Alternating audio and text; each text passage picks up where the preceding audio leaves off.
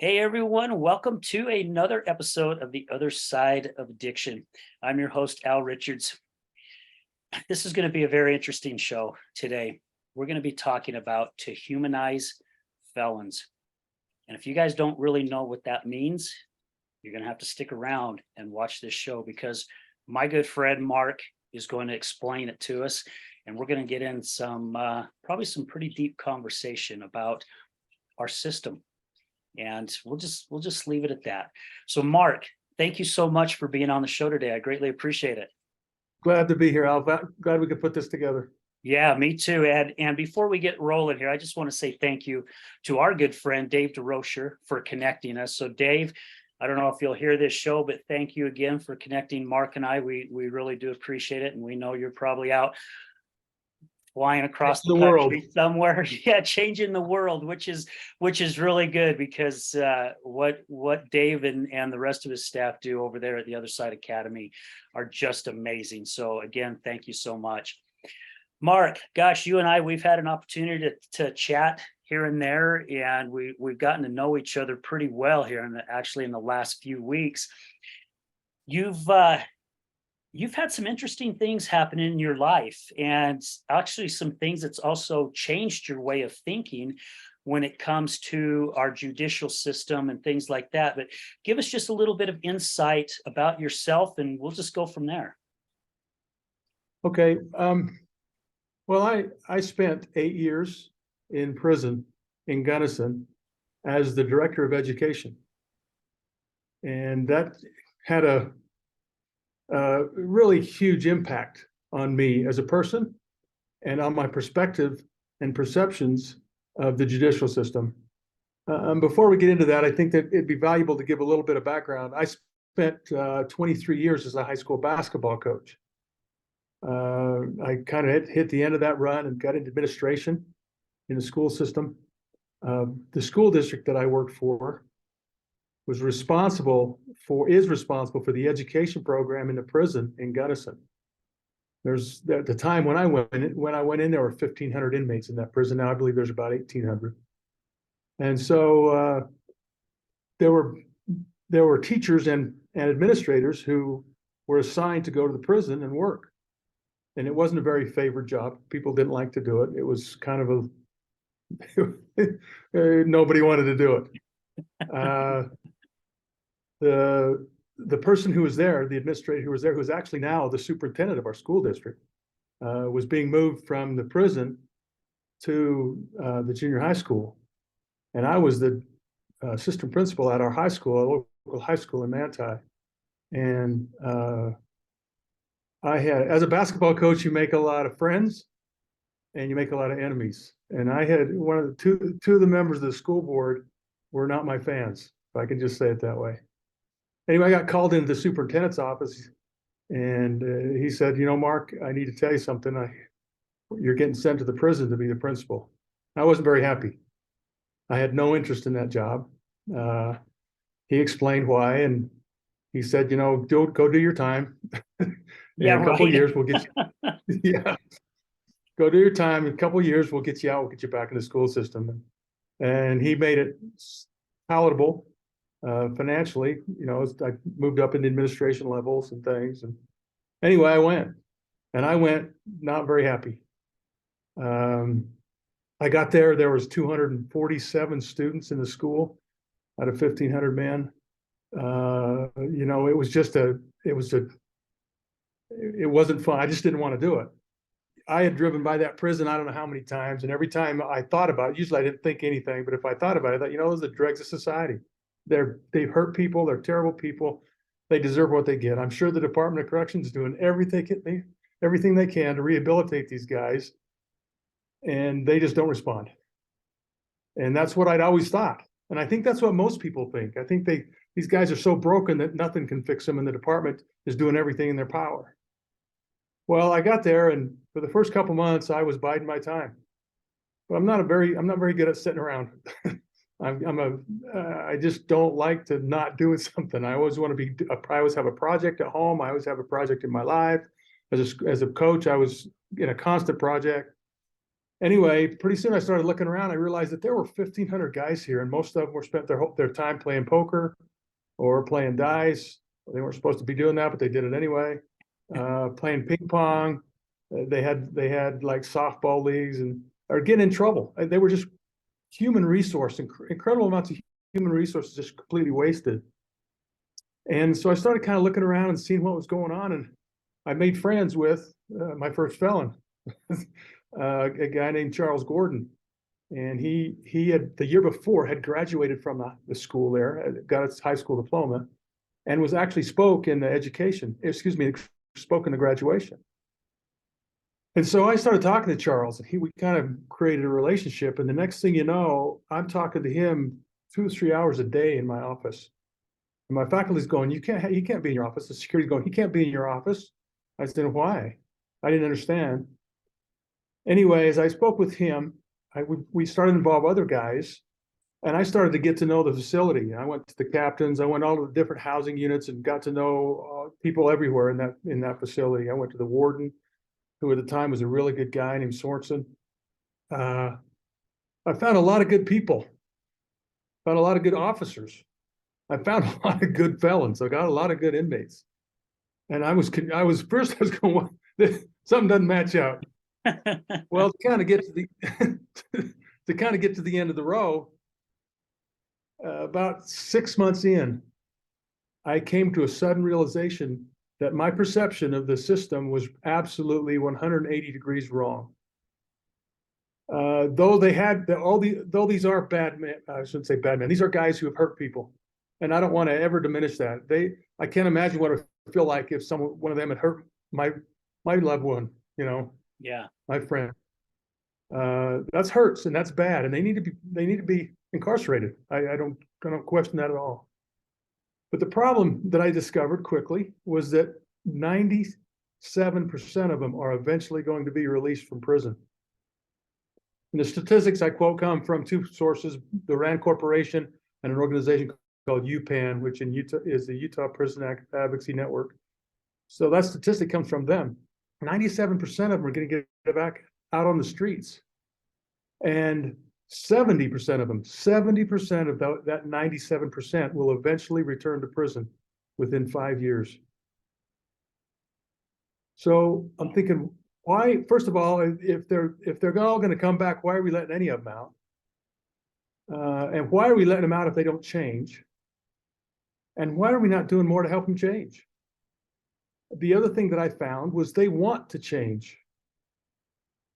The large majority of guys that are incarcerated that I spent my time with want to have a better life. They want to live a good life. I would go to the housing units and talk to the captains. They have special meetings called OMRs where you go in and you talk about problems in their housing unit and education. As the education person, I would come in and we'd talk about education things. And the perception of most of the officers was they were a bunch of derelicts and they didn't deserve much. They were good people. The officers were good people, but that's what they'd been taught, and that's what the system said. Well, within about 3 years, our school went from 247 students to almost 800. So it more than doubled in size. And all we did is made an inviting, positive, hopeful education program that people wanted to come to and improve themselves. That's all we did. At the end of the 8 years, 8 years that I was there, by that time, there were 1,800 men in that facility. Over 1,200 of them were involved in education in one form or another. Wow. So more than 2/3 of them were anxiously engaged in our education program of their own volition, because we brought something of value. We brought something that provided hope. We brought something that they saw that could help them once they get on the streets, because a lot of them don't know how to live. Some of them, there's all kinds of different guys that go to prison. Some of them had great lives and they just made some bad decisions and screwed up. Some terrible decisions, probably is a better way to put it. And they just screwed their lives up.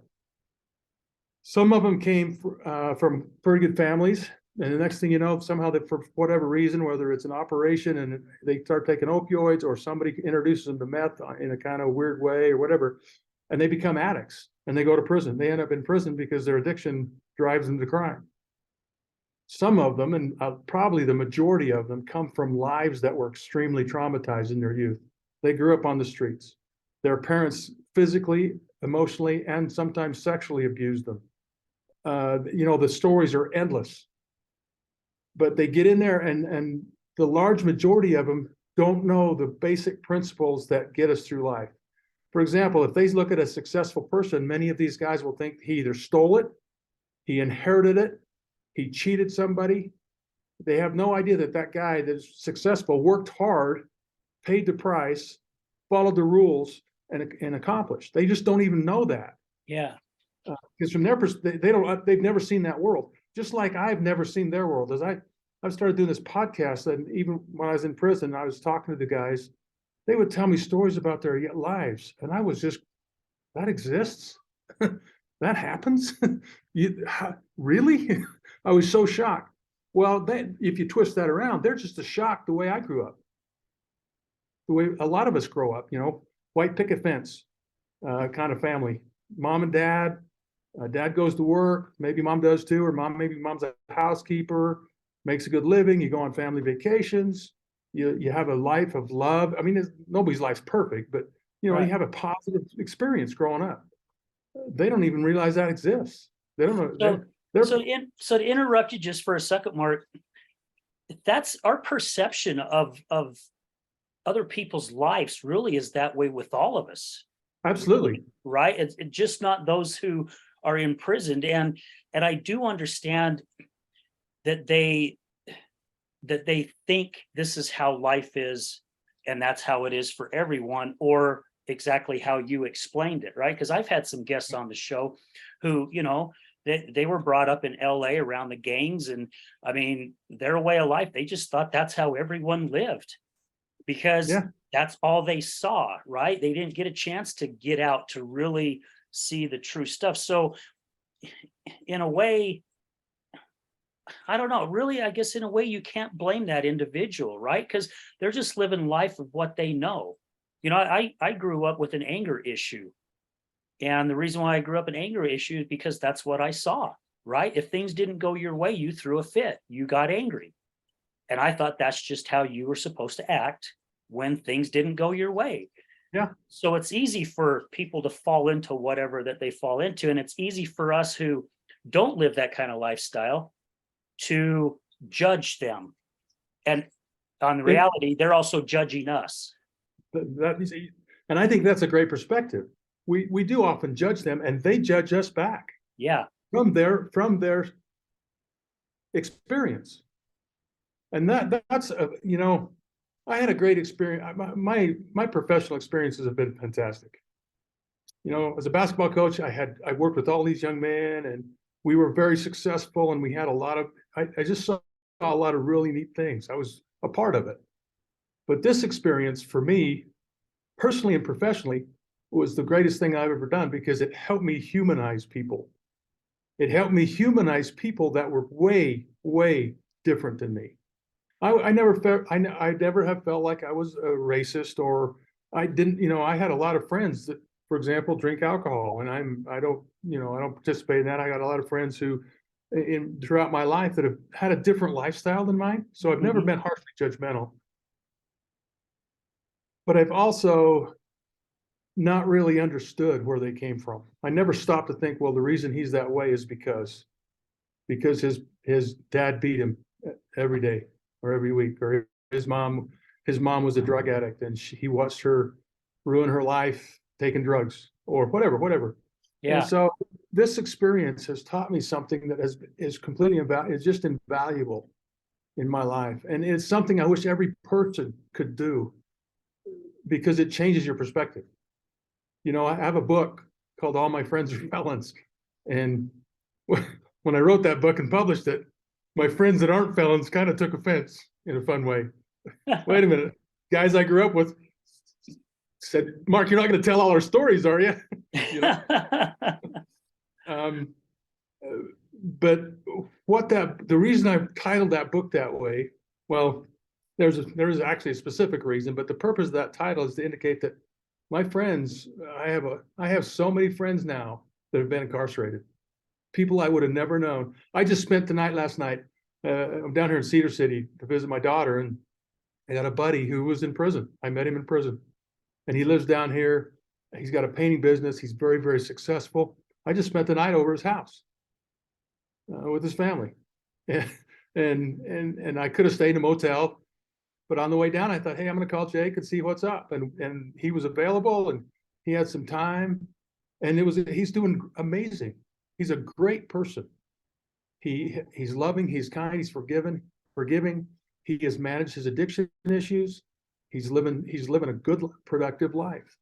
And 5 years ago, literally 5 years ago, he was in prison. And 5 years before that, he was a quote unquote dirtbag.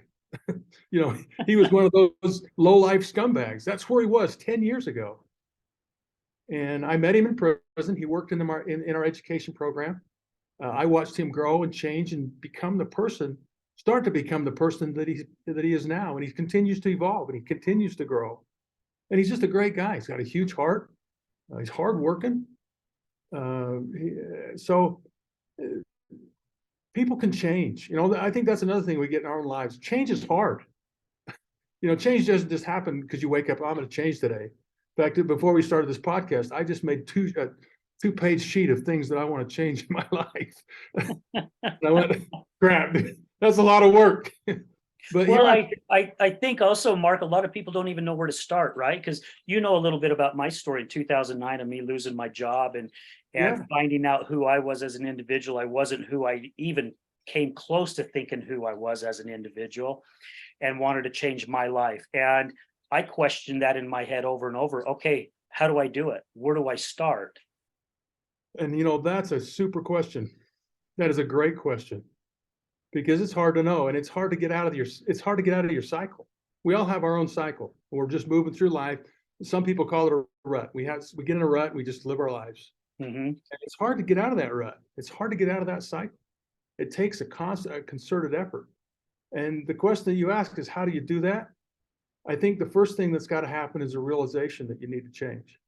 I think at the very base, you've got to come to yourself and realize, something's got to be different. If you got serious problems, it's probably something kind of major. And if you got minor problems, it's something not quite as major, but it still takes a concerted effort. And so my suggestion, first of all, you got to come to yourself.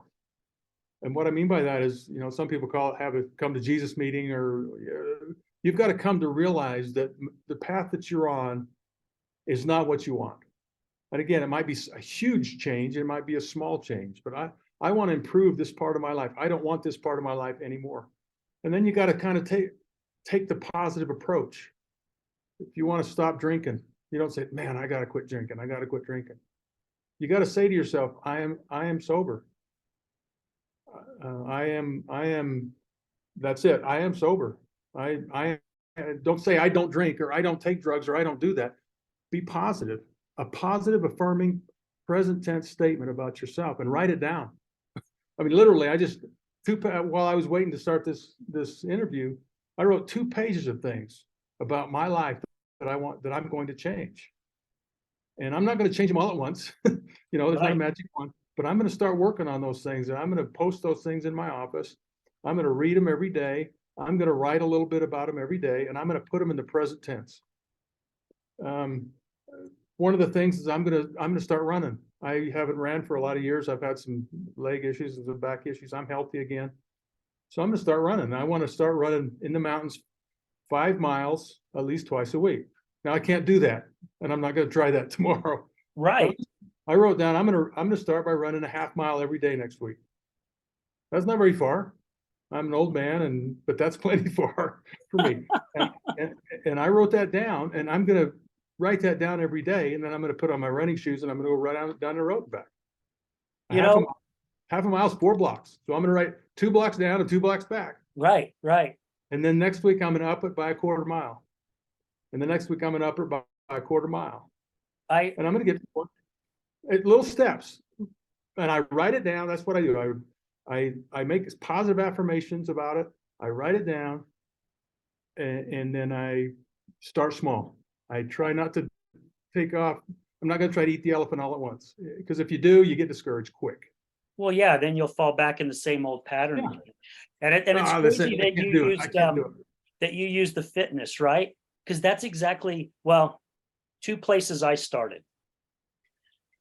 First off, I've always believed in God, but I did not have him in my life. I hit my knees for the first time in I don't know how many years. And then the second thing is I have always done my best to keep myself in shape. I really let myself go during my 8-year cocaine and alcohol use, right?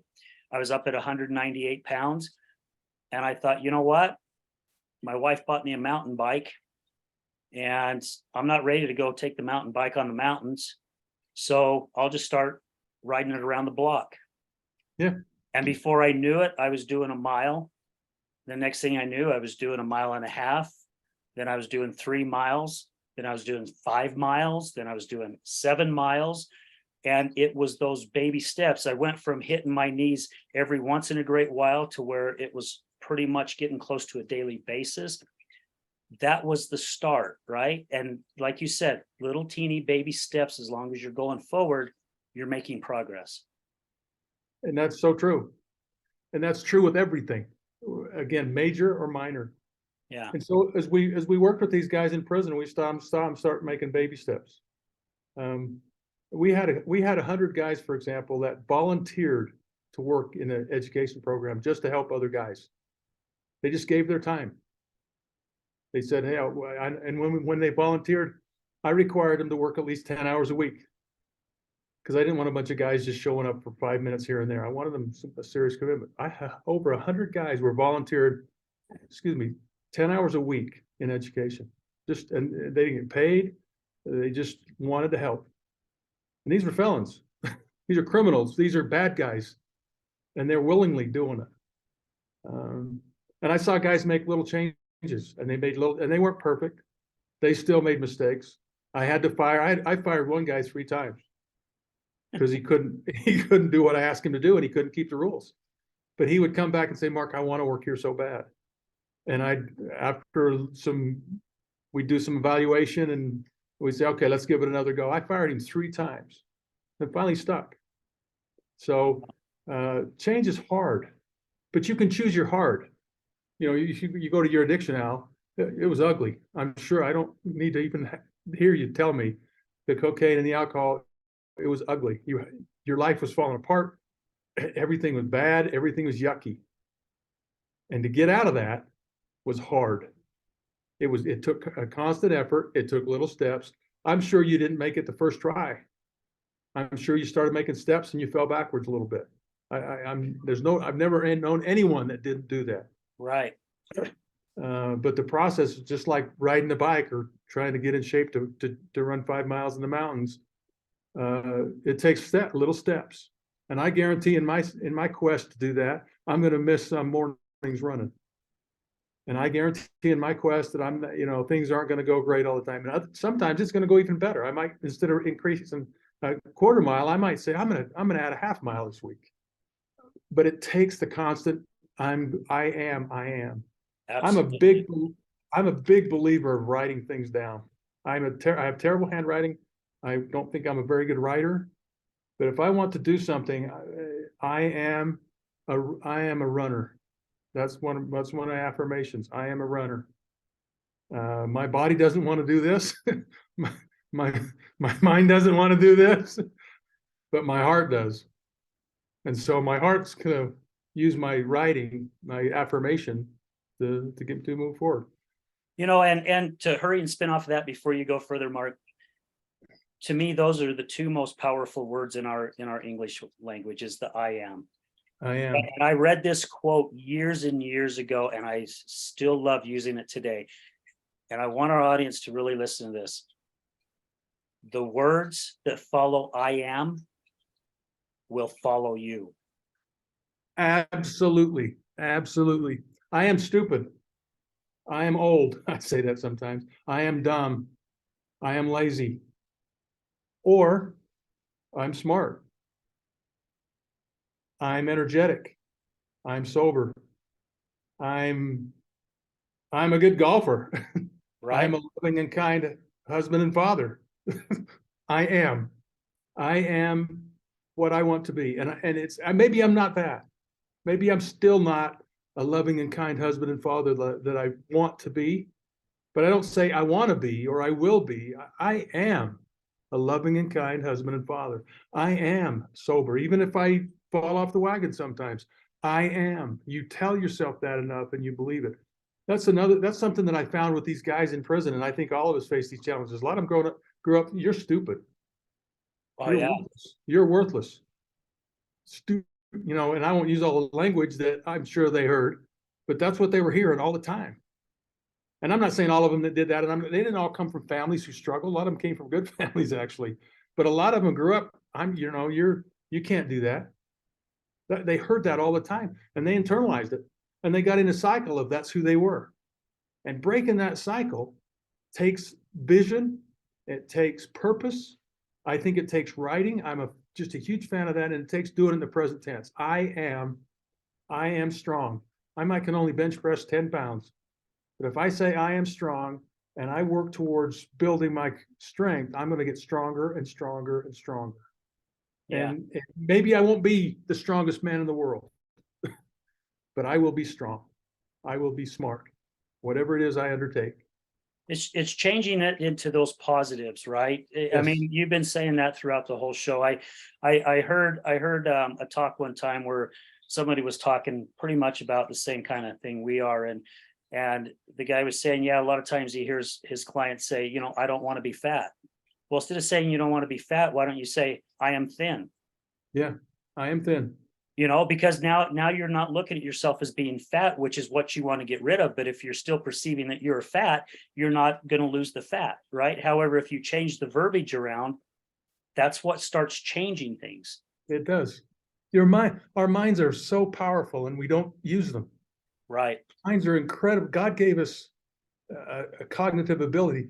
It's what makes us different from the other animals, the other mammals in the world. They can't think and create their own future like we can. They just run on instinct. Yeah. We can think and we can create our own future, but we don't. We let society or our family or our culture or life just in general control us, and we don't take control of life.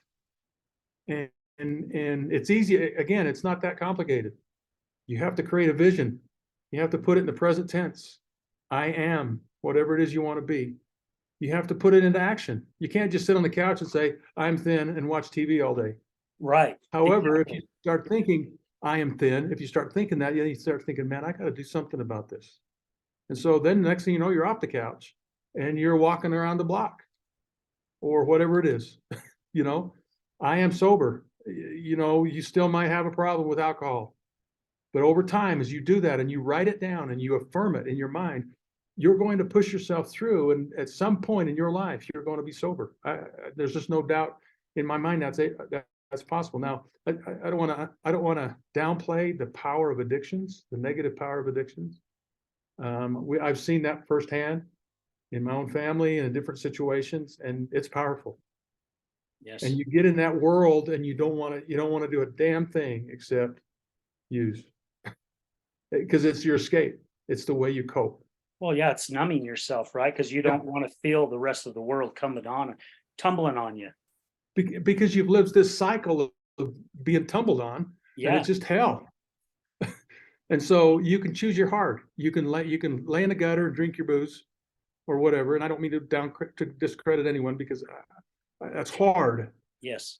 And I feel so sorry for people that are in that world, in that cycle. Or you can say, I don't want to be here anymore. I am sober. I am a good person. I am honest. I am faithful. I am kind. Whatever it is you want to be, I am. And then you write it down and you become what you think of. There's a phrase that says, what you think about, you bring about. And that's true in every sense of the word. if you want to be a criminal, you think about crime, you think about stuff, you'll be a criminal. If you want to be a drug addict, it's not hard because it just takes you over. But if Yeah. you want to change your life to the positive, you have to think about it, and you have to write about it, and you have to put it into play. And it happens. God made us that way.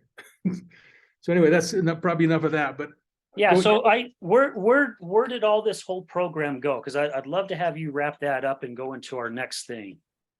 okay, that's the sad thing. At 8 years, several things happened. One happened with my employer, but mostly it happened with I was tired. My job became we changed wardens several times, and my job became running interference to not have our program shut down. At every turn, somebody was trying to undermine our program. Sometimes it was an officer, most of the time it was administrators. The housing unit captains loved what we did because we had their guys out of their house. We had them anxiously engaged in good things. They were having so much less trouble, so much less problems so much less problems in their housing units. Their inmates were happier. I mean, it just felt better. So the captains, the lieutenants of the housing units, they loved what we did. But for some reason, the administration didn't. We got a new administrator there the last 3 years that I was there, and I was fighting him all the time. I went to the director in Salt Lake, the head guy of the prisons, and talked to him, and he was a great person. He was a good guy. But the machine was so big, he couldn't move it. Anyway, I just got tired. And I thought, it's time to let somebody else try. So I retired and stopped. I wrote my book, which was a fun experience. Basically, all the book is my experiences there. It's just stories of what happened and how things happened. And it also has a solution part. And kind of plugging it in. A third of that book was written by inmates. They wrote their story and they wrote their experience, and I just put their words in the book. I mean, I didn't edit it at all. I just printed it the way they wrote it. Wow. So it's really powerful. But anyway, I left, and I actually got involved in a prison advocacy group that has helped affect some changes in the state legislature. I work with one of the senators, Senator Darren Owens, and several other people. We still meet and we still work on that. But within about a year and a half, that program was pretty much decimated. And I didn't really tell you what we did. Our objective, we were supposed to do high school education, and that's what we did. We did tons of that. Most of it was high school teaching reading, writing, and arithmetic. And we were very successful at that. When I first went in there, we had an aptitude test that we tested individuals with, and the average aptitude test at that time, when I got into the system, was just above 5th grade level for the average inmate. That was the average. When I left, it was over 9th grade, and many of the guys were 11th grade. We added coding camp. So my son's a computer coder, and I found a guy in prison who was a coder, and we developed a self-directed coding camp so they could learn how to code HTML, CSS, and JavaScript. We started a machine language class, again with an inmate there. He did it. I don't know anything about machine language, but so he started that. We had business classes. We had our local. There's a college down here in Central Utah called Snow College. And I had their business department come in and interview an inmate, to see if they would allow him to teach business classes. They went to the Board of Regents and got permission, because one of the rules of being a professor at a university in Utah is you can't be a felon. So they had to go to the Board of Regents and get permission for him to teach this class. And he taught business classes as a professor in the prison. His crime was not white collar, it wasn't white collar. He wasn't in there for fraud or anything like that. So they allowed it. We brought classes in from Salt Lake Community College. We did all this at no cost. Nobody paid for anything except the money that I earned, that we used from the adult education program in the state of Utah. So this was just volunteer free. And it was amazingly powerful. And I could go on and on about the different things, but at any rate, within about 2 years, it was completely gone. I've started going back into volunteer in the prison, doing another program. It's called Captain Your Story, which is a very wonderful program that I've got involved with about 6, 8 months ago.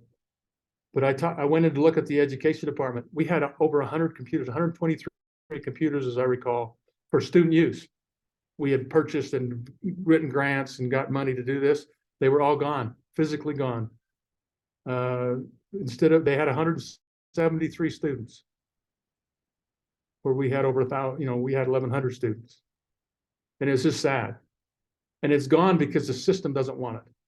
See, I was just getting ready to say something like that, Mark. Seriously, why is it when we find something that works to help people grow, to help individuals become better individuals, to give back to the community, to reach their hand out, help others do the same, why the heck is there people out there to shut it down as fast as they can? Because they don't want us to be there. That's an amazing question. And it's a scary question because it happens. Yes. And it wasn't the officers in general that wanted this shut down. It was the administration. It baffles me. I heard over and over again, well, I'm a successful person and I didn't get all that stuff. Oh my heavens. And I'm going, yeah, well, did you grow up with a father that beats you every day? Did you grow up in the middle of addiction? Did you grow up, and I'm going, and even so, and I'm not I'm a conservative person. I'm not a guy that I don't think we should let all these guys out of prison. In fact, I don't think we should let anybody out of prison until they're ready, until they've changed.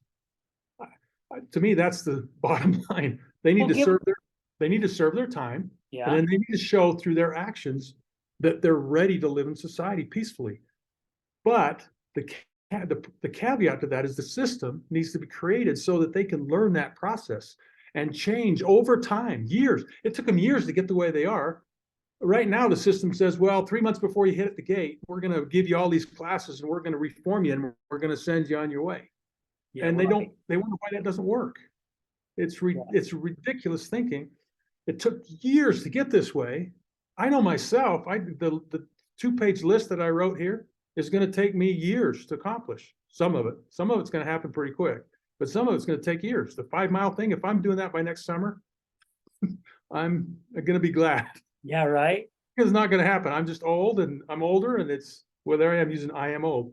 But it's going to take time. And these guys, addiction is not something you recover from in 2 days, in 6 weeks. It's not. No. It literally takes years. Well, and just not even the addiction part of things, right, Mark?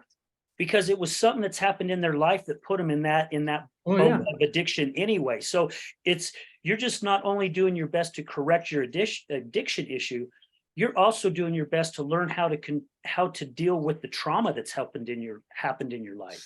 Serious behavior issues. Yeah. That you just learn. I'm going to tell you, if I can, tell you a story from my book. This was kind of the impetus of our program. In 2016, I went to a symposium in Salt Lake City put on by the Department of Corrections. And it was one time that I really had high hopes for the department. It was a symposium, and I think the lieutenant governor came and spoke, and the senator came and spoke, and some other people. But the guy that was the most impactful to me was a former convict, a former inmate. And he told a story, and I'm going to really try to tell it as quickly as I can, but it's really a powerful story. I call it, in my book, I call it the violin story. It's actually the first thing you read when you open the book. It's the violin story. But this guy had grown up, and I can't remember all the details exactly, but he had grown up in a very remote place in Montana. And his mom it was he and his sister, and she had a live-in boyfriend.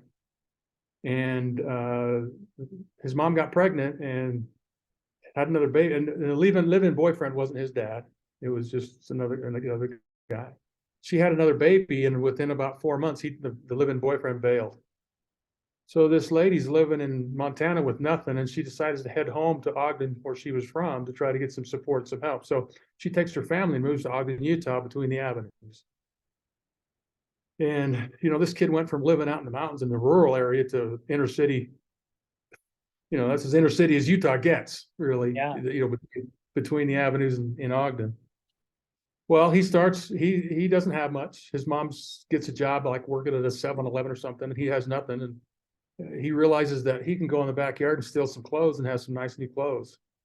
And then he realizes that he sees a bike and he takes a bike and he's got a way to get around. Then he still starts stealing bikes and selling them. And short story, by the time he's 14, he's in juvenile detention. And he goes through juvie and in and out of juvie as he's growing up. He starts getting into drugs. He starts selling drugs, and just the cycle. You can just feel the momentum of what he's doing in a negative way. Well, he's about 27 years old, and he's standing in front of the same judge for like the 5th time. And the judge is disgusted with him and just kind of giving him reading and writing. What's wrong with you? Why can't you? Why don't you? We've tried and you don't, and all that kind of stuff. And then the judge says, do you have anything to say for yourself? And the kid said, yeah, I have a question. And the judge says, what is it? He says, can you play the violin? Yeah, the judge says, no. What if I asked you to play the Star Spangled Banner on the violin? Could you do it? He said, no, I can't play the violin. He says, what if I put a gun to your head and said, if you don't do this, I'm going to kill you? Could you do it then? And the judge says, no, I can't play the violin. I says, what if I threatened your family the same way? You still couldn't do it? He said, no, I can't play the violin. I never learned how. And the kid says, I don't know how to live a good life. I never learned how. Will you teach me? Wow. That's powerful. Yeah, it is. Well, what happened then is the judge, who must have been a good man, changed his path. Instead of throwing him back in prison, he sentenced him to rehab and to change his life. And he stood before us. He was about 34, 35. He had two kids, a beautiful wife. He had a business. He was running a business. He was paying his taxes. He was living a good life. He had got rid of his addictions, and he was going down a good path. And this was a guy who had no chance in life. He came from a place where he had no opportunity anywhere, but he wanted to change. He went from hopeless to having hope. And with that hope, he changed his life. And we use that in our system, in our education program. That became our center, literally our center. I had an inmate named, I named him Rembrandt. He was a painter. I, to this day, don't know his real name, but he painted a mural in my office. He painted a picture of a violin, a huge picture, is like 4x5 or 4x6. I hung it in the wall of the education department, and I put it there to symbolize, if you want to change something, if you want to learn how to play the violin, it takes practice, it takes work, it takes effort, it takes commitment. It doesn't just happen. And these men want to learn how to play the violin. They really do. They have to come to themselves. A guy you can't just, oh yeah, let's go teach you. It takes a lot of work, and you got to get pretty desperate. But desperation is a great motivator. And if we leave people to their desperation and they have to survive, they're going to go do mean and evil things. Well, yeah, because that's all they know, right? That's all they know. Yeah. But if they get desperate and they come to themselves and then we put them on a path, we give them an opportunity to change, they will. And all of them won't. We're not going to get everybody, but we're going to get better than 70%. Yes. Which is what we're getting now in the criminal justice system. We're going to get 50%, or we're going to get, when I say 70% fail, I think we can turn that around. And so 70% succeed. Why not? That's what I saw. Over that 8 years, I saw 70% of those guys change in a positive direction. Yeah. It's just incredibly powerful. Well, And and I, it's the tools, Mark, that you're offering them, right? You're yeah, offering hope. You know, it's like the story to kind of spin off of your violin story here. My good friend Mallory Roosh, who I get to share stage with at the Healing Utah Success Summit, and she's been on my show. You know, she was heading to prison at age 19 because of her addiction, right? And this guy breaks into the courtroom and his name's Chuck, goes up and speaks to the judge. The judge releases her and she's like, what the hell's going on? I was expecting I'm heading to prison. Now all of a sudden I'm released. Well, she was released under this guy's care. Well, what does she do as a good addict does? Screws it over, screws it yeah, up, she finds right? way to use. Yeah. So goes back to his office and he's getting ready to write a letter back to the judge going, hey, I failed. You know, I failed this young lady.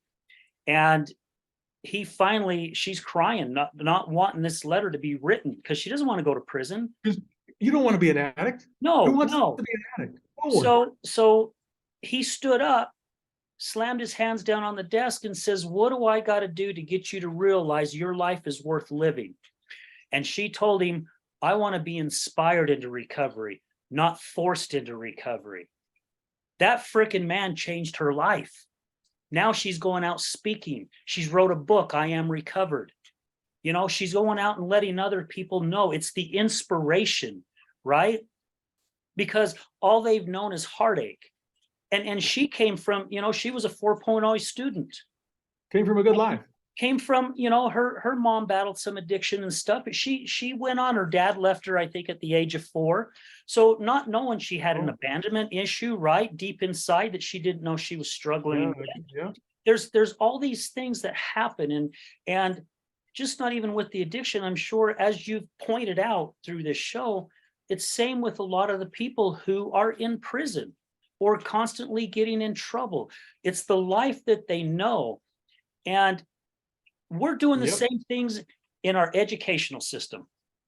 I agree. In our school It's a whole new system, topic. we teach anybody. It is, but I just felt it necessary to throw this out. Okay, we Yeah, don't need to go But there. you're right. But where in our educational system do we teach our kids to get ready for life? Yes, we need to teach reading, Nowhere. writing, spelling, but where the hell do we teach them about life? Because I tell you what, it's a hell of a lot harder for them now than it was for us. Yeah. And You're if they exactly don't right. have the tools to cope, we're creating more criminals, we're creating more addiction. And I'll tell you, the answer to that is jumping quickly in and out of the education problem. Benjamin Franklin said the worst thing that you could do is educate a man without morals.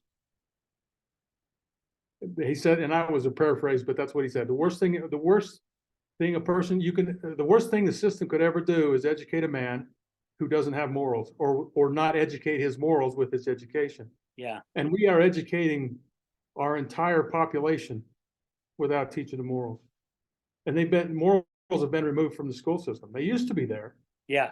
You know, honestly, when I was a kid, I was taught right and wrong by my teachers, by my principals. I didn't always do right, but I knew it, and they weren't afraid to tell me. You know, I had to follow certain things, and now the system's so messed up that right's wrong and wrong's right. And there's no moral compass. The moral compass in our system has been destroyed by the people who run the system. And I don't mean to speak ill of the people I worked with for 30 years, because they're good people. Yes. It's like the prison system, that most of the officers I worked with were just good people. But for some reason, somehow, the morals and the ethics, the morals and the values have been removed from our systems. And they're God-based. If God's not writing the rules, who is? If I want to write my own rules, Al, and you want to write your own rules, who's right and who's wrong? Exactly. The rules are God's rules. This is kind of a different topic, but they are. He's the one that writes the rules, and it's our job to not interpret them, but live them. You look at any civilization in the history of the world, the ones that start losing their morals is when their country falls apart. Oh, absolutely. Yeah. And we're losing our morals. Our systems are removing the morals from we've removed the moral values and the moral education from our systems. And the same thing's true in the prison system. Nobody wants to teach somebody that immorality is wrong. That We just don't want to jump in there. I don't know why we're afraid to do that. I'm not, but I think a lot of people are. That was kind of a tangent. Sorry. Oh, no, that's okay, because I believe I'm the one that kind of pulled us off in that different lane. So we've been going close to an hour already, and I know there's a little bit more that you'd like to share, Mark. Well, the thing that I really want to share, and we've kind of talked about this. All my friends are felons. And that's not a trivial statement. I'll bet a third of the phone numbers in my telephone, in my cell phone, are felon numbers. That's a literal statement. And I'm not afraid of these guys. I'm not afraid they've been in my home. I'm not afraid to bring them home. There's some, now let me back up.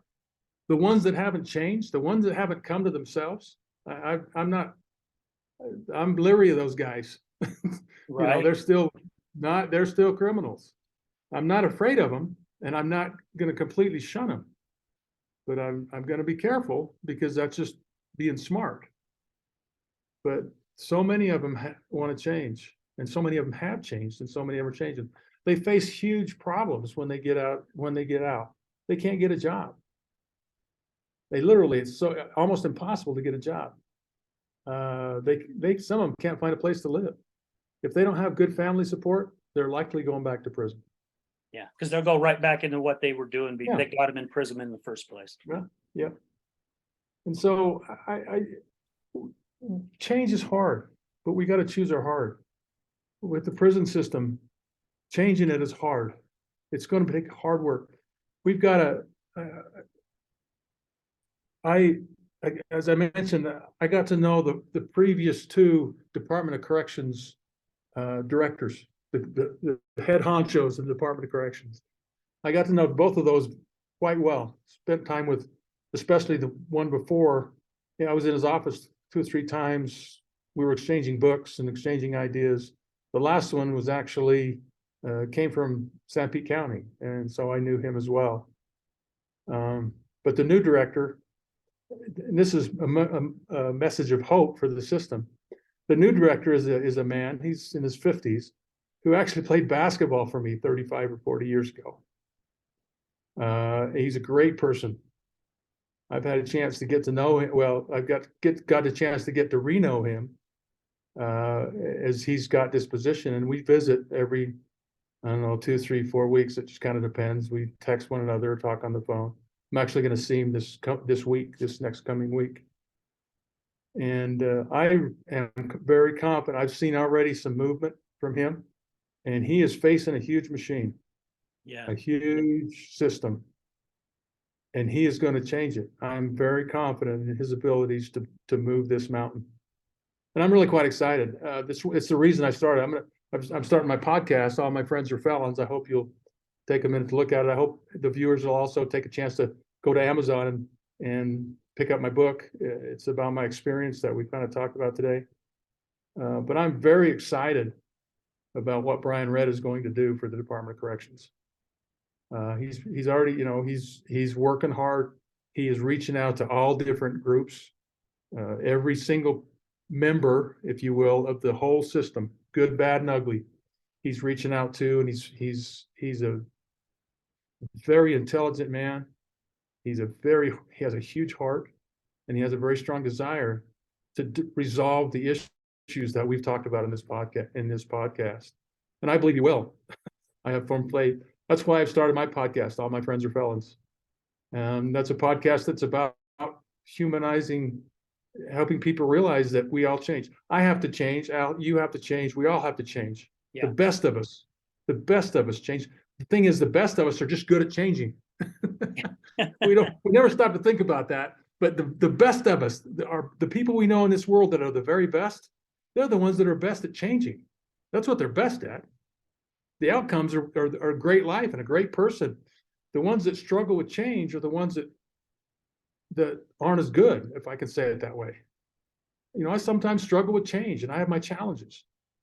But as I learn to apply principles that allow me to change, it helps me become a better person. And Yeah. Brian, the new director realizes that, and he wants to give these guys opportunity to change. And he wants to make it so instead of getting out of prison, 70% going back, he wants to get out of prison and 30% go back. It would save the state of Utah millions and millions and millions of dollars. Yes, it would. And it would all, and more importantly, it would change the way we view felons, and it would change our society. Our society would become more forgiving, more accepting.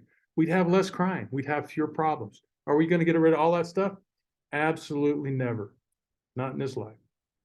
But it allows us, as we help some of these people solve their problems and become better, and to learn to change and to learn to grow. That's all we're doing. We're teaching them how to change and grow. And as we all learn that better, we become better people. I think it's important that we rely on God. I'm a firm believer that a higher power makes all the difference. Amen. To me, it's Jesus Christ. And without him, we're nothing. Really. Yeah. Well, and his policies, his laws, his rules, they're not put there to limit us. They're put there to keep us safe and to help us.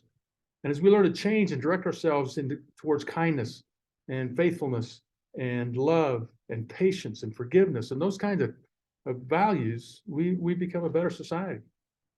And that's all we need to do, is we've got to help people change. We've got to be not afraid of change and help people change.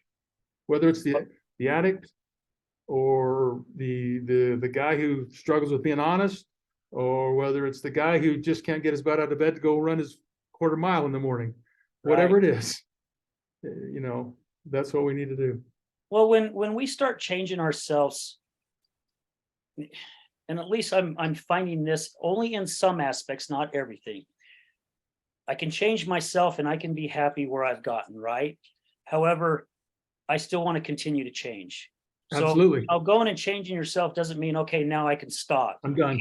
Because to me, there is true. no stopping. There's continuous growth, no matter what it is. However, I have found for some things, not all of it, in my change, some it's become a lot easier, right? Because at least I've made that initial step to change, right? I like to use little babies, and I can't remember if it was you I was having this conversation with or someone else. If all of us, when we were babies learning how to walk, if we all gave up the first couple times we fell and hit our heads or bumped our mouth on a coffee table or whatever, we'd all be walking around on all fours still, right? Yep. But we never stopped. However, we grow up and we start seeing how society is, and society starts shaping us. I like to call it the 3D world, right? We start falling into that 3D world, and we start realizing we can't do certain things. Well, why can't we? Because we're telling ourselves we can't, right? That's exactly so look at yourself as a baby again, even though you don't remember what you were thinking, but you still got up and you still tried. And then before you knew it, your mom or your dad was chasing you around the house because you were running, right? You didn't walk anymore, you were running. Because you were so excited. Because you were so excited, because it's those steps. But if we continue to work on ourselves, and Mark, correct me if I'm wrong, however, I think I'm going down the right path. We continue to work on ourselves and we become a better version of us.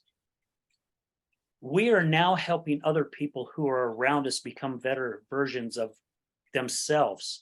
And while they're doing that, we're taking what they're doing and becoming better people ourselves, right? It's that full circle. We're grabbing it. We're grabbing that energy from everyone. It's called synergy. Synergy. There you go. It is, and it's contagious, and it's powerful. It's powerful in a negative direction. Yes, it works both ways. Yeah, but if you learn to tame, instead of letting life happen to you, if you start happening to life, and you learn to tame it, and you learn to change, and it's all about change. I just love what you said about change. Change is another word for change is repentance. Repentance simply means to turn towards God. That's what it means. And there's other definitions too, but if you go back to ancient Hebrew, and what that means is you change. Because if you're going away from God, you're doing bad things. if you learn to change and turn towards God, turn towards good things, your life becomes better, and you influence other people for the better, and so on, until we have a good world. Is it ever going to be perfect? No, we're always going to have problems. There are going to be people who don't get it. But you're right. We just got to change. Change is a lifelong process. You know, that's another thing. You kind of alluded to that. Change is a lifelong process. And Yes. the best people in the world are the people that know how to change. Yeah. And it's part of their cycle. It's part of their life. It's part of their, whatever you want, their rut, whatever you want to call it. They just know how to change. And they're not often, I think about the biggest obstacle. What's the biggest obstacle to change? What's the hardest? What makes it so hard for me to be willing to change? C.S. Lewis said it was pride. Pride and ego. Pride and ego, same thing. And I think he's right. I get proud. I don't want to change. That means I'm bad. That means I'm wrong. That means I'm worthless. That's not what it means at all. At all. If you want to change, it means you're a good person. It means you see value in progress. It means you want to help others. And change is so very important. Second chances and third chances and 100th chances. We just got to do that. We've got to help. And this space, this criminal justice space, needs this as bad as anything. You know, so does the juvenile justice space, and so does the foster care space, and so does the entire judicial system in that space. We just The recovery too. the recovery part of it. You bet. You know that, and change is what's at the heart of it. And you know, I'm kind of rambling here in different directions, but one of the biggest problems we have is the legislature, and I'm not trying critical of what they're trying to do, because I think, especially in Utah, I think we have a great political system. I think our legislative members are working, doing all they can. They're good people. Are they perfect? Do they get it right every time? Everybody's got an opinion, but they are good people trying to do good things. But it is the case in our society that they try to pass down this big program to change people. And you know, the government and the society tries to change people from on the outside. God tries to change us from the inside. And it's when we change on the inside that we really make changes in our lives. But the systems that are provided can facilitate that, or they can hinder it. And right now in the Department of Corrections, I can see a director who wants to change the system to facilitate people coming to themselves and changing. And they will. I have no doubt. I have a lot of faith in human beings. I believe that human beings want to be good. Not easy, and we don't always do it. None of us are perfect at it. But I believe human beings, if given a choice, a viable, solid choice between good and evil, are going to choose good. We're God's children. I just can't believe otherwise. And I've seen it. I've seen them. I've seen convicted murderers serve and help and love in ways that I've seen a lot. I've not always seen in other people who aren't in prison. You know, I've seen men who have hurt people just terribly, who are humble and teachable and have a desire to serve and bless. And they've done that just come into themselves and realizing a lot of them get off their drugs. Yeah. You know, they get into prison and they get sober and they're going, what on earth have I done? How could I let this happen? That's what most of them think. They don't think, and I should say that's what they think on the way deep down inside. A lot of times they're in a world where they got to be thugs to survive. They've got to be tough guys and they've got to be proud of what they've done, or they don't survive.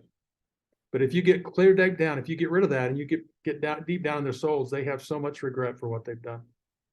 And they punish themselves. I was talking to a guy, I go in every Monday morning and work in the Gunnison prison. I was talking to one of the guys that I work with, and he just punishes himself because his wife and his kids are out on the streets and he's not there taking care of them. And it just kills him. And he's there because of drugs, selling drugs, because he was trying to support a habit that he had to sustain. but he's ruined their lives and he feels horrible. And he wants to change. So change is hard, but change is essential to the human condition. Anything that's worth doing is going to be hard. Absolutely. If it weren't, everybody would do it. It would have no value. Yeah, absolutely. And where we talked about there's constant change in our life, right? And there needs to be, and you see it a lot with people who are in professional sports, or maybe professional actors or actresses, or even authors or painters, right? They find different ways to become better, right? They just don't say, Oh, yeah. okay, well, I'm a pro now, or I'm a I'm good. movie star now, I'm good. Yeah. Those who really want to really work on their craft continue to find different ways to be better at it. And if we all do that with our own lives, just think what a freaking amazing world we'd live in today. And yes, there's still going to be heartache, there's still going to be trauma, there's still going to be troubles, because that's how we grow, right? How many, and I'm sure with what you do now, Mark, and the people that you've been around, and I know I certainly have, where so many people that I've interviewed, their greatest moments didn't come from their greatest moments. Their greatest moments came from their failures, their tragedies, their wrong decisions, taking the wrong path. That's what made them who they are today. So it's going to continue to happen to us. However, where do we take it? Do we sit on the couch and start feeling sorry for ourselves and dwell on it for how many years until it really consumes us? Or do we dwell in the moment, allow our feelings to happen, feel the emotions that you need to feel, because there is nothing wrong with it. There's nothing wrong with feeling nothing at all. There's nothing wrong with feeling sad. There's nothing wrong with crying. There's nothing wrong with being upset with yourself.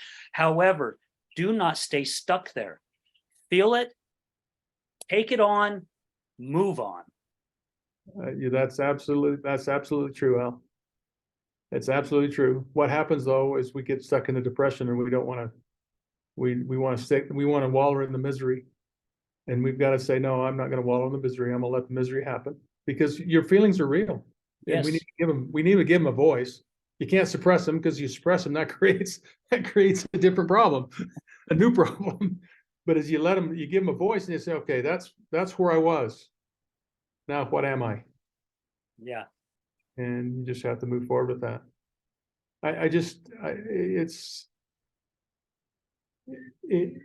Change is so very important. It's so critical to our lives. I'm 63 years old, and I think I changed. People say you can't teach an old dog new tricks, but things I've learned in prison, it's kind of weird. I always talk about people coming to themselves. They come to themselves and they realize that they're not where they want to be. And prison does that. Over and over again, you see guys come to prison and they come to themselves. But the ones that know how to get out and change can do it. But so many of them don't know how. They just blame the man, or they blame the system, or they jump back into the same cycle. The accountability, right? Yeah. But when I went to prison, I came to myself. I realized I'm not a great person, but I've always kind of thought I was a decent person. I have a wonderful wife, and she has taught me a lot about life and about being Christ-like and being however you want to describe it, being kind and patient, forgiving and loving, and trying to get along. That wasn't always easy as a basketball coach, but I learned a lot. But when I went to prison, I really came to myself, and I realized that I wasn't the only one that wanted to be good. I wasn't the only one that wanted to change. The advantage that I had is because of my good parents and the good life I had, my good wife, and my good friends. I had a pattern. And if I didn't change, it was my own stinking fault, because I knew better. But so many of these guys, and I think it's true with a lot of people that get addicted. They get an addiction and they lose control of themselves. They basically forfeit their choice. And the only way to help them is they come to themselves and give them a path to pull themselves out. We can't do it for them. You said that earlier in the podcast. You can't force a guy. That guy was talking about, don't force me and entice me, I think is what you said. And we can't force them, but we can invite them. We can give them opportunity and help them as they take that opportunity, help them grow and help them change and be their mentors and be their supporters. I work with a group. I want to make a plug for your Captain Your Story. I started going back into the Gunnison prison probably in April, with a program called Captain Your Story. And it's a really powerful program. And it teaches the things that we've been talking about. It teaches how to differentiate between worries and concerns and things that you can actually control. It helps you differentiate between being in a drama triangle and being all worried about drama and all the cruddy things in your life versus an empowerment triangle where you take control of the things that you can change and you start to affect that change. It talks about creating healthy relationships. It talks about letting life happen to you or you happen to life and how to change that cycle. How to get through learning dips. A lot of times we hit a learning dip. We hit a situation where that's hard. We think, oh crud, I'm trying, but it's not working. But what that is really is an opportunity to grow. That's just a time where you said this earlier, it's your lowest moment that you really start to affect change. And we don't realize that. A lot of people hit the low and think, oh crap, I'm going to give up. But what we ought to do, we hit that low. Oh good, this is an opportunity for me to change and to grow. But anyway, this program, we've been teaching it they've been teaching that facility for about a year. I've been doing it about almost 4 months now. And of all of the things that I've been in education my whole life, of all of the things I've ever been involved with, of all of the programs I've ever seen, I've ever done, I've never seen anything like this. We have we're on our second group of 18 men, and they are completely different men 12 weeks after we started than when we started. They are completely different. Not just when I was in education, I saw growth. I saw guys change. I saw guys become a little better. In 12 weeks, we're seeing brand new people. It's an amazing program. It's called Captain Your Story. And it works. It's not just for felons. It works for every single human being at the top of the rung, all the way to the bottom of the rung. Amy Chandler started this program about 15 years ago. It's really starting to catch a lot of momentum. She's based out of South Provo. The title of her nonprofit is called My Story Matters, and their program is called Captain Your Story. And if any of your viewers want some support, some help, that's an amazing program. It costs money to be involved, but she has so many different funding sources that help pay for the costs. For example, if you have a loved one that's incarcerated, she has a funding source that will actually pay for you to take the course. So doesn't cost you anything. Wow. But I would encourage anyone out there that wants to change their lives, that's struggling. We talked about how do you start? I would encourage them to just Google My Story Matters. And you'll find Amy Chandler. It's a fantastic program. It's a similar program to what Dave DeRocher does at the Other Side Academy. Dave's program is a live-in program, and it's a fantastic program. I've known Dave for about 10 years now. He's a great guy. He's a great guy, and he's energetic, and he practices what he preaches. He has certainly changed a lot of lives. God's got a smile down on that man. But this is a different kind of program. It's not a live-in program. It's a continue with your life while you learn the skills. And it just teaches the skills of change. If I could describe what it does, it teaches the skills to change that we all struggle with. And some of us are better at it than others, and we all have some ability to change, but this puts all the tools together in one toolbox. And I would encourage anybody out there that has interest in changing their lives and growing, becoming a better person, to reach out to My Story Matters.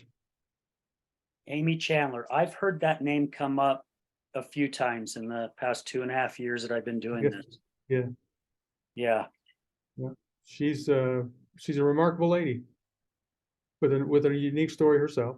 But yeah, she's also a very plain Jane lady, just like everybody else. It's not like she's superwoman. She's just a housewife, or she's got a family and just lives a life like everybody that I know lives.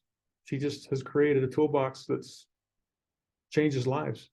So I love I'm it. really excited to be part of what she does. I love it.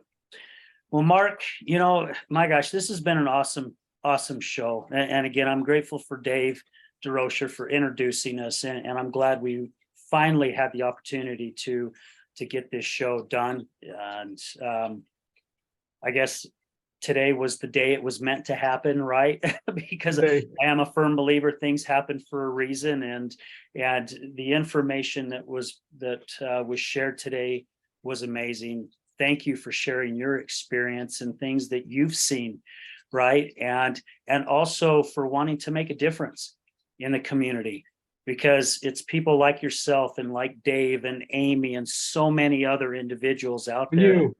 Oh, well, thank you. Thank you that, are making this place a better world to live in, right? Because again, this is borrowed time for us, right? Absolutely.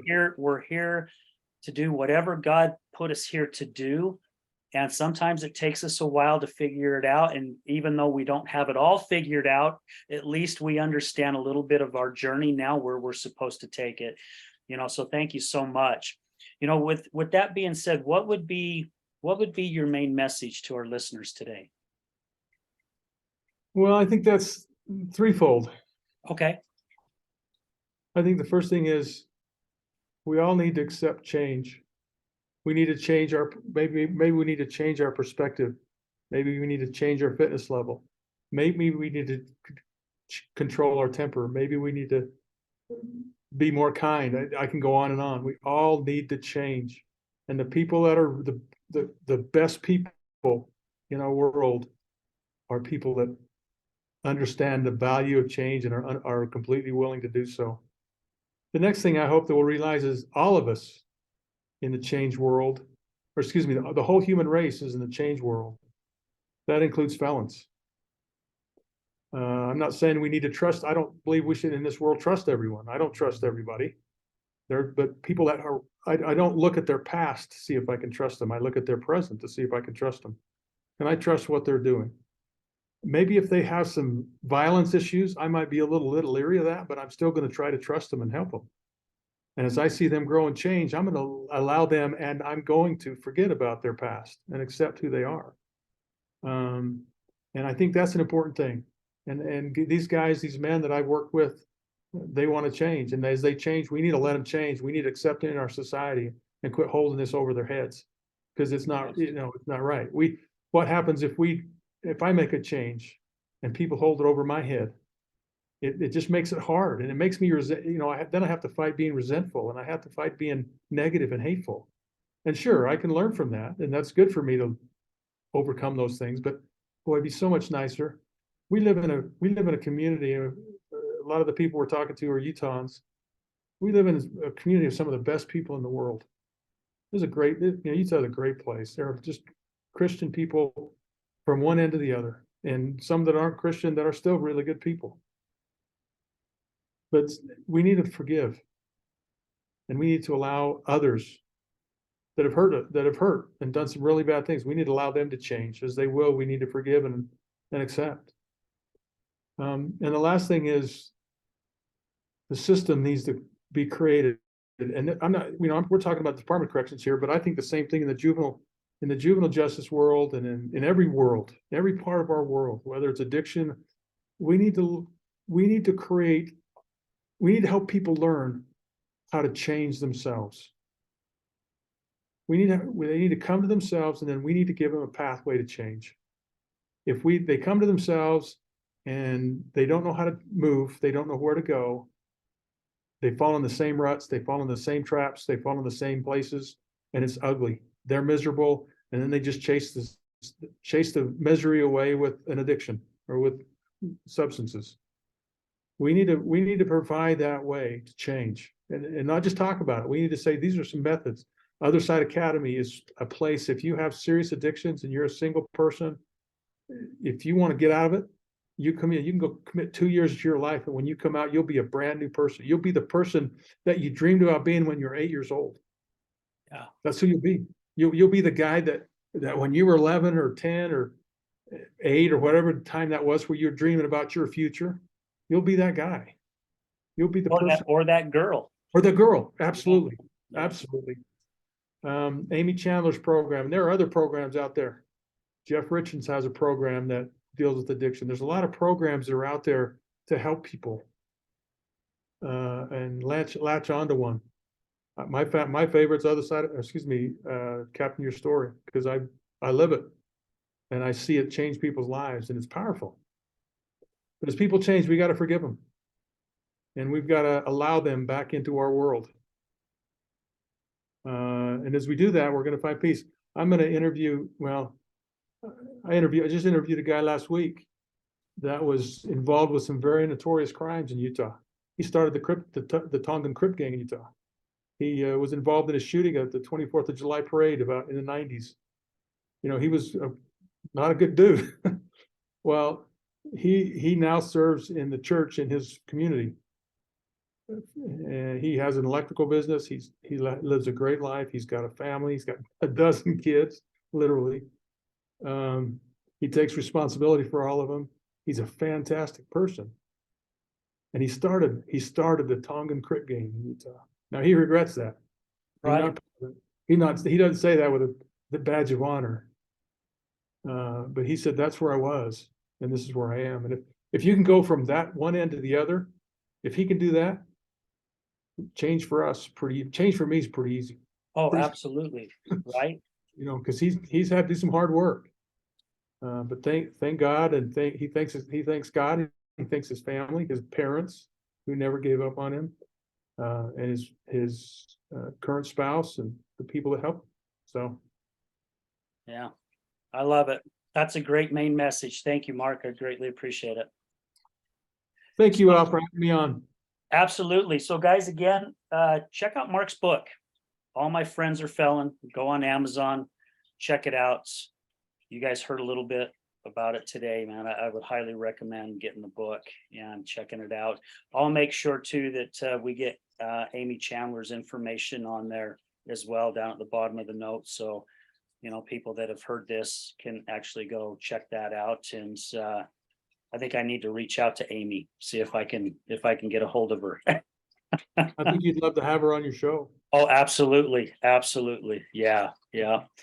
Well, Mark, again, thank you so much, man. I greatly appreciate your time. And again, thank you for everything that you're doing. And I want to say thank you to all our sponsors, all our listeners, all our guests. You know, guys, again, none of this would be happening if it wasn't for you. You guys are the ones that are making it all possible. So again, thank you for all your support and all your love. And guys, I got to throw this out here before we sign off. Mark your calendars for Saturday, October 7th at the Free Miller Enterprise Building in Sandy, Utah. We've got our third Healing Utah Success Summit coming up. If you guys want to be educated and inspired about addiction, and I definitely highly recommend attending this. And I'm not saying that just because I'm a speaker and I'm part of the committee that is building this. I'm saying this because that's exactly what's going to happen to you. We've had people come to it, especially our April show, that came to it for the very first time. And the response that we got from so many individuals, what it did for them that day, how it changed their outlook, how it also changed their way of thinking. That's what it's all about. And we talked about it throughout this show today. So guys, mark your calendars, October 7th. And remember this, guys, addiction is giving up everything for one thing, and recovery is giving up one thing for everything. We're out.